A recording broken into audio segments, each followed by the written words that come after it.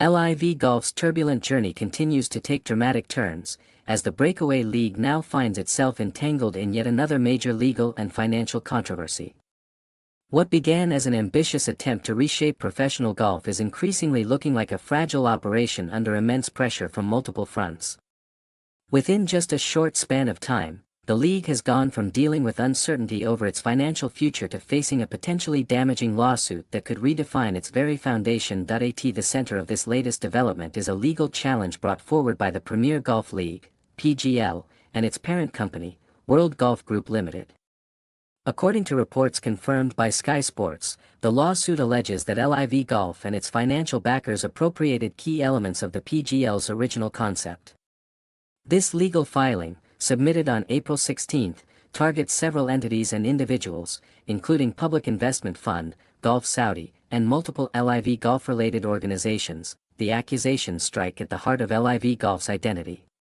The Premier Golf League claims that the format now associated with LIV Golf, including its 54-hole tournaments, 48-player fields, shotgun starts, and no-cut structure, was originally conceived as part of the PGL's blueprint.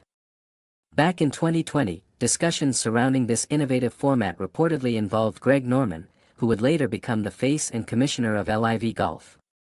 At the time, the PGL envisioned a global league that could modernize the sport and offer players a fresh competitive structure. Ironically, the same financial powerhouse that once had a stake in the PGL's vision is now being accused of sidelining it. The Public Investment Fund, which was reportedly one of around 60 shareholders in World Golf Group Limited, is alleged to have pivoted away from the original project and instead used its resources to establish LIV Golf. If proven, these claims could raise serious questions about intellectual ownership, business ethics, and the origins of the league's format. This legal action comes at a particularly vulnerable moment for LIV Golf. Just a day before news of the lawsuit broke, reports had already surfaced suggesting that the Public Investment Fund might withdraw its financial backing from the league. Such a move would be catastrophic, given that the Saudi fund has been the primary engine behind LIV Golf's massive investments, including lucrative player contracts and global event organization. For Scott O'Neill, the current CEO of LIV Golf, the timing could not be worse. Tasked with stabilizing the league and ensuring its long-term viability, O'Neill is now forced to confront the dual challenge of securing new funding while also navigating a potentially prolonged legal battle. His reputation as a seasoned executive with strong connections in the financial world may prove valuable, but even those connections might be tested under the weight of such uncertainty. O'Neill's strategy reportedly includes leveraging relationships with influential figures such as Josh Harris and David Blitzer, co-founders of Harris Blitzer Sports and Entertainment. These connections could open doors to alternative investment sources, particularly from Wall Street.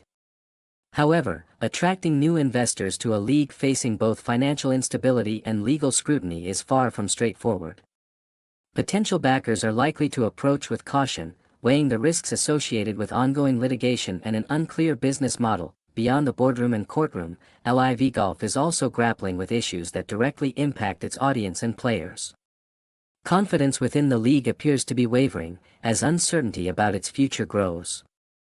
Players who once made high-profile moves to join LIV Golf for its financial incentives may now be reconsidering their long-term commitments.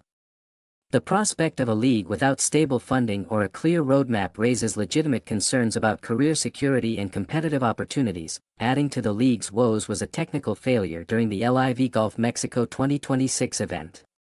At a time when maintaining fan engagement is critical, the broadcast was unexpectedly interrupted, leaving viewers staring at a message indicating technical difficulties. In an era where sports entertainment relies heavily on seamless digital experiences, such disruptions can significantly damage credibility and fan trust. The reaction from the golf community was swift and critical.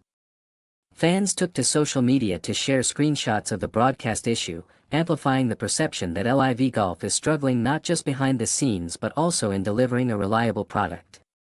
For a league already battling skepticism from traditional golf audiences and institutions, these kinds of incidents only add fuel to the fire. Taken together, these challenges paint a concerning picture. LIV Golf is not dealing with a single isolated issue but rather a convergence of problems that threaten its stability from multiple angles. Financial uncertainty, legal disputes, operational hiccups, and declining confidence among stakeholders are all unfolding simultaneously. The lawsuit from the Premier Golf League could prove particularly consequential. If the court finds merit in the claims, LIV Golf could face significant financial penalties or be forced to alter its format, a move that would fundamentally change its identity. Even if the case drags on without immediate resolution, the mere presence of legal uncertainty can deter investors, sponsors, and partners. Meanwhile, the potential withdrawal of the public investment fund looms as an existential threat. Without its primary source of funding, LIV Golf would need to rapidly restructure its financial model. This could involve scaling back events, renegotiating player contracts, or seeking partnerships that might dilute the league's original vision. Despite these daunting challenges, it would be premature to declare the end of LIV Golf. The league has demonstrated resilience before, managing to attract top talent and generate global attention in a relatively short period.